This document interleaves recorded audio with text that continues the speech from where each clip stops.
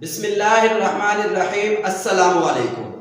दोस्तों, आज हम पढ़ने जा रहे हैं कैन और मे। बहुत सारे लोग इसको इस्तेमाल करते हैं, लेकिन बहुत सारों को इसका डिफरेंस का नहीं पता कि कहाँ कैन यूज होता है और कहाँ मे यूज होता है। सबसे पहले मैं आपको बताता हूं कि कैन और मे दोनों को परमिशन के तौर पर इस्तेमाल करते हैं। जब आप किसी से किसी बात की इजाजत लेते हो तो कैन और मे दोनों का इस्तेमाल किया जा सकता है। अब कहाँ मे का इस्तेमाल होगा और कहाँ कैन का इस्तेमाल होगा, ये मैं आज आपको बताने वाला हूं। देखें, आपने अक्सर एक सेंटेंस जो हमने बचपन से रट्टा लगाया हुआ है कि when you enter in the class so you ask that sir may I come in। आपका सेंटेंस होता है may I come in, may I sit here। वो एक दो सेंटेंसेस हमने रट्टा लगाए हुए हैं, लेकिन उससे ज्यादा हम आगे नहीं गए। तो इस तरह के और भी बहुत सारे हम क्वेश्चंस बना सकते हैं। तो आपने कहा था कि हम कहते थे कि may I come in, और बहुत सारे लोग कैन भी यूज करते हैं। Can I ask your name, can I sit here, can I go from this room, तो कैन भी यूज होता है। तो कैन और मे का जो डिफरेंस है वो ये है कि मे को हम रिस्पेक्टेबल लाइक पर्सन के लिए यूज करते हैं, या तो वो आपका टीचर हो, या आपसे कोई बड़ा हो, आपसे सीनियर हो, आपसे जो है आपका कोई बड़ा भाई हो, या आपकी कोई बड़ी सिस्टर हो, तो उसके लिए हम मे यूज करते हैं। मे का मतलब है, मे जो है फॉर्मल है, मे फॉर्मल है और कैन इनफॉर्मल है। अब इन दोनों का मैं आपको इससे ज्यादा आसान एग्जांपल नहीं दे सकता कि अगर आप किसी को कहते हो क्या मैं अंदर आ सकता हूं, उर्दू का सेंटेंस है क्या मैं अंदर आ सकता हूं, और दूसरा सेंटेंस ये है कि अंदर आ जाऊं, तो दोनों में क्या फर्क आपको लग रहा है कि जो पहला जो सेंटेंस है ये बहुत अच्छा है, means that you are giving respect to someone. तो मे का इस्तेमाल आप टीचर्स के लिए, सीनियर्स के लिए, अपने जो आपसे जो बड़े हैं उनके लिए यूज कर सकते हैं।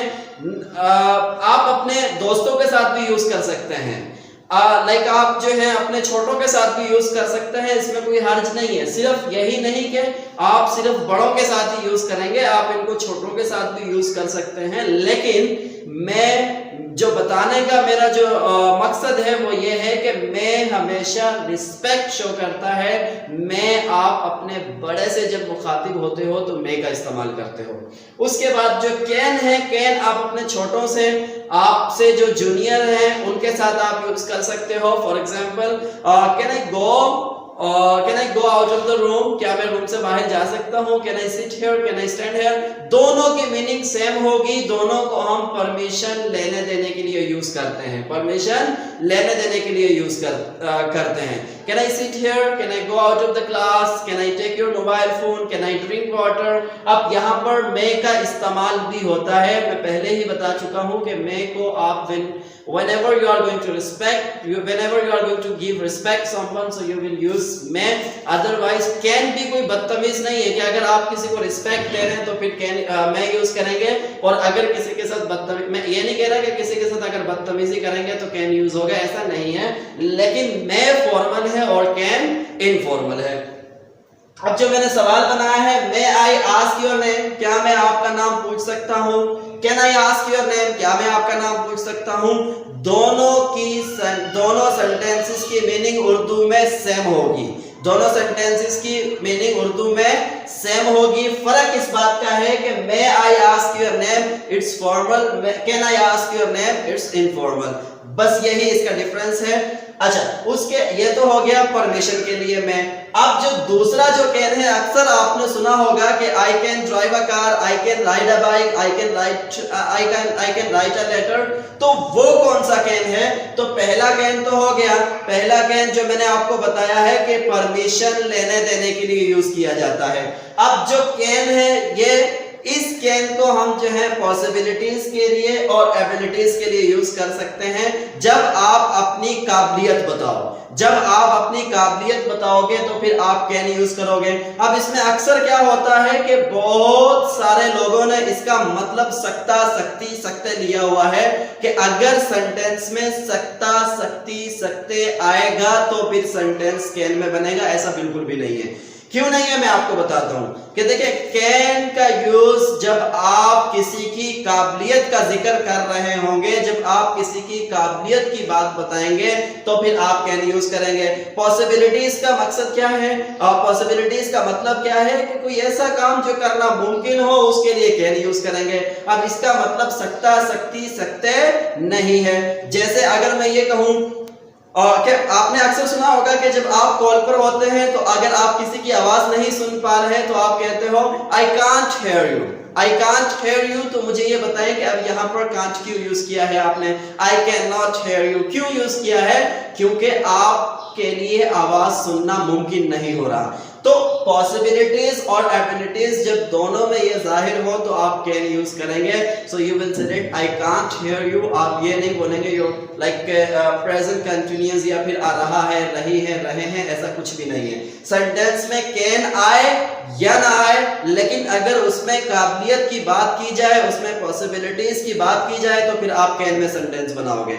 जैसे मैं कहता हूं कि मैं गाड़ी चला सकता हूं, मैं गाड़ी चला सकता हूं। अब इसकी ट्रांसलेशन क्या होगी, इसकी इंग्लिश क्या होगी? सबसे पहले आपने यूज करना है सब्जेक्ट। सबसे पहले आएगा सब्जेक्ट। सब्जेक्ट्स कौन कौन से होते हैं? I, you, we, they, he, she, it, any singular name, these are called subjects. उसके बाद आपने यूज करना है कैन। कैन उसके बाद आएगा वर्ब की first form, then you will use first form of the verb, then object. जिस काम के बारे में आप बता रहे होंगे कि ये मैं कर सकता हूं, ये मेरे लिए मुमकिन है, तो फिर आप ऑब्जेक्ट वो काम आप लगाएंगे। तो subject can, first form of the verb, object. मैं इंग्लिश बोल सकता हूं, तो इसमें किसकी बात हो रही है? मेरी बात हो रही है। तो इसमें सब्जेक्ट कौन सा आएगा? सब्जेक्ट भी मर्जी से नहीं आएगा। आई, यू, वी, दे, कितने सारे सब्जेक्ट्स हैं, अपनी मर्जी से नहीं आएगा। जिसकी काबिलियत की बात हो रही होगी, जिसकी आप काबिलियत बताएंगे, उसी का सब्जेक्ट आएगा। मैं कहता हूं कि मैं इंग्लिश बोल सकता हूं, तो इसमें सब्जेक्ट कौन है? आई। सब्जेक्ट कौन है? आई। उसके बाद क्या यूज होगा? Can. I can, then you will use first form of the word. I can मेरा सेंटेंस था कि मैं इंग्लिश बोल सकता हूं, इसमें वर्ब बोलना है। बोलने को इंग्लिश में क्या कहते हैं? स्पीक। आई कैन स्पीक, मैं बोल सकता हूं। क्या बोल सकता हूं वो आपने in the end you will use. Like I can speak English, मैं इंग्लिश बोल सकता हूं। अब जो दूसरा सेंटेंस मैंने लिखा है I can drive a car, I can drive a car, इसका मतलब यह है कि मैं गाड़ी चला सकता हूं। I can, he can teach English, वो इंग्लिश पढ़ा सकता है। तो जैसा कि मैंने आपको बताया कि कैन का मतलब सकता, सकती, सकते नहीं है। मैं आपको और एग्जांपल देता हूं कि जैसे अगर आपने ये कहना हो कि मुझे पश्तो बोलना आती है, मुझे पश्तो बोलना आती है, मुझे पंजाबी बोलना आती है, मुझे बलोची बोलना आती है। तो अब इसकी ट्रांसलेशन क्या होगी कि देखिए अगर मैं ये कहता हूं कि मुझे पश्तो बोलना आती है, so it means that I am talking about my abilities. के भाई पश्तो बोलना मेरी काबिलियत है, पश्तो बोलना मुझे आती है, तो उसके लिए कैन यूज होगा। अब यहाँ पर कहीं भी आपके सेंटेंस में सकता, सकती, सकते नहीं आ रहा। तो सकता, सकती, सकते जरूरी नहीं है। कोई सेंटेंस जिसमें आपकी काबिलियत की बात की जाए कैन यूज होगा। आई कैन ड्राइव अ कार, अब इसका मतलब सिर्फ ये नहीं हो सकता है कि मैं कार चला सकता हूं, इसका मतलब ये भी हो सकता है कि मुझे कार चलाना आती है। अब इसके लिए एक और सेंटेंस है जो हम यूज कर सकते हैं, I know how to drive a car, I know how to speak English. वो भी ठीक है, ये भी ठीक है। अब अक्सर आपने देखा होगा कि बहुत सारे लोग जो हैं कैन और एबल टू के दोनों को एक साथ कर देते हैं।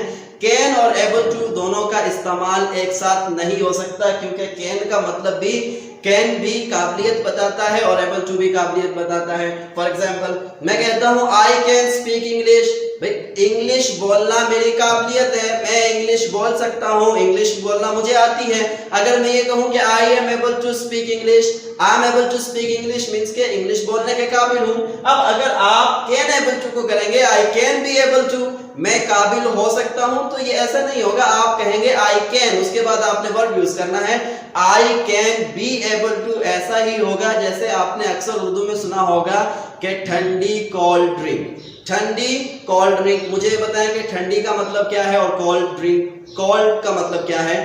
तो बताने का मकसद यह है कि जब आपके पास एक ऐसा मॉडल वर्ब आ रहा है जिसका मतलब सकता अलग, जिसका मतलब काबिलियत, जो कि काबिलियत बताता है, you are not going to use some other words those are giving the same meanings. तो आपने कुछ और वर्ड्स ऐसे यूज नहीं करने जिसका मतलब भी सेम हो। आई कैन ड्राइव अ कार, मैं कार चला सकता हूं। आई कैन स्पीक इंग्लिश, मैं इंग्लिश बोल सकता हूं। अब इन सेंटेंसेस के आप नेगेटिव सेंटेंसेस कैसे बनाएंगे? कैन के बाद नॉट आ जाएगा। I can not speak English, she can not drive a car. तो कैन नॉट को आप कांट भी बोल सकते हो। I can't speak English, she can't speak English, they can't speak English. अब इसमें जरूरी नहीं है कि आपने कांट ही बोलना है, आप कैन नॉट भी कह सकते हो, कांट भी कह सकते हो। कैन नॉट आपकी फुल फॉर्म है, कांट आपकी शॉर्ट फॉर्म है। अब इसमें किसी किस्म की उलझन की बात नहीं है कि सब्जेक्ट आई होगा तो मतलब कुछ और होगा, कुछ भी नहीं है। कैन यूज होगा अफर्मेटिव में, नेगेटिव में आपका जो है कैन नॉट और कांट दोनों यूज कर सकते हैं। एक सेंटेंस में दोनों नहीं आ सकते कि जैसे अगर आप कह दो कि I can not can't speak English, ऐसा नहीं हो सकता। या तो कांट यूज करोगे या कैन यूज करोगे। उम्मीद करता हूं कि आपको समझ में आया होगा। अगर कोई भी सवाल इस लेसन के मुतालिक अगर आपका हो तो आप नीचे कमेंट्स में पूछ सकते हैं। Thank you, Allah Hafiz.